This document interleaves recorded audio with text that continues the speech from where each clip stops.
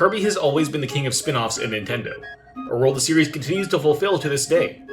On January 25th of 1997, Kirby Star Stacker is released on the Game Boy, a falling block puzzle game in the same vein as Tetris and Dr. Mario. The goal of the game is to line up Kirby's animal buddies in order to destroy star blocks in between them. This is not actually the first falling block puzzle game in the series, though the previous one, Kirby's Avalanche, was actually a reskin of the game Puyo Puyo. They did this because the game's developers determined that the magical girl fantasy story told in the Puyo games wouldn't sell well in Western markets. So, when the game Super Nintendo and Genesis ports came to the West, they were reskinned as Kirby and Sonic games. However, since they're just reskins of an existing game, I am not going to cover Kirby's Avalanche or Dr. Robotnik's Mean Bean Machine on this channel. Until the day that Sega announces that everything is canon and puts Davy Sprocket in the IDW comics or something. Unlike those games, Star Stacker, titled Kirby's Sparkling Kids in Japan, was an original game, and is therefore worthy of some focus. However, the original Kirby Star Stacker doesn't really have much of a story to speak of. The matches are clearly framed as some kind of competition between Kirby and King Dedede, with the self-proclaimed king being the one to raise the blocks on Kirby's board. There is a story mode, but all of the story we get is a series of images that shows Kirby and his animal friends messing around. Building snowmen, sailing on the open ocean, traveling in space. You know, just friend things. That would change, however, with the release of Kirby's Super Star Stacker on the Super Famicom. Also, unlike its predecessor, Super Star Stacker eventually released in the West, with the game finally reaching our shores on the Nintendo Switch Online service. So if you haven't, I suggest checking it out. I actually had a lot of fun getting to know this game, and I'm probably going to play it a little more. The story centers around the new character, Mr. Star, who is really just a star. He's flying through the sky when he's spotted by King Dedede. Dedede gets the idea to shoot Mr. Star down with a cannon. You know, as a prank. He's hit and splits into pieces, with various star shards scattering throughout Dreamland. Now unable to return to space, Mr. Star meets Kirby and convinces the Pink Puff to help him collect the pieces by challenging the other people who found them to games of Star Stacker. The game's storyline is made up entirely of these boss fights, facing off against, in order, Waddle Dee, Poppy Bros Jr., Lovely, Knuckle Joe, Chef Kawasaki, Meta Knight, and finally, King Dedede. But, one by one, each of these Star Stackers goes down, giving Kirby their star pieces. And whenever Kirby beats an opponent on their first try, they also get a perfect star, which we'll get back to in a minute. Once all the regular star pieces are collected, Mr. Star regains his full power and returns to space, though promising to return and see his new friends again.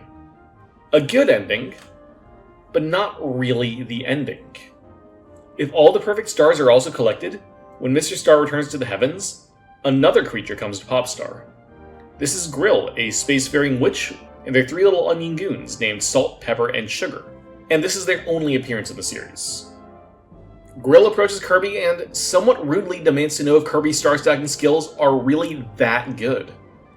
And it turns out that Kirby is that good, and Grill winds up dazed in a pile of blocks. The first time they're beaten, they suggest that Kirby replay the game in Pro Mode, which is then unlocked. However, in the Pro Mode ending, Grill finally admits defeat at Kirby's hands. I don't think this is a case where both playthroughs take place in the same timeline, given that the whole story for Mr. Star happens the exact same in both difficulties. So it's likely that just the Pro Mode ending is the canon one. Now, in the timeline, the placement of Kirby Star Stacker is fairly straightforward. In the opening, when we see Popstar, the rings look similar to the reformed rings that we saw at the end of Dreamland 3. These rings would go back to their original shape come the time of Kirby 64, so this game has to take place in the immediate aftermath of Dreamland 3. Kirby is also shown to have the Love Love stick in this game, just to further cement that spot on the timeline. However, a far more interesting question still stands. Is there also room for the original Star Stacker in the timeline? Super Star Stacker is often referred to as a remake or expanded port of the original game. They even have the exact same title in Japanese. However, there isn't really any room for the round mode ending images from the Game Boy game to take place during the SNES game's story. So they aren't really portraying the same series of events. So arguably, there could be room for both games.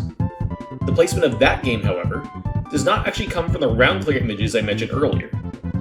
Instead, my proof for this comes from the challenge mode. As I mentioned earlier, In Round Clear mode, King Beauty is the opponent. However, in Challenge mode, the person there is Mr. Star? It seems like our Celestial ally did in fact return to Dreamland to see Kirby again. Given that Kirby and Mr. Star seem to have met in the SNES game, him appearing here without fanfare would likely imply that Star Stacker Game Boy takes place after the SNES game. So here's our full, updated Kirby timeline for everyone to enjoy. And that's it for this video. This is actually the last Kirby game I need to cover before we get to Smash Bros, so that's another series checked off the list. Also, I didn't really have anywhere else to mention in the video, but while looking through the Japanese website for this game, I did notice that apparently Q is listed as a celebrity in Dreamland for some reason. I don't know why, but that's pretty cool, and I felt like it was worth mentioning. And with that, I guess I'll let you guys go. Thanks for watching, and I'll see you soon.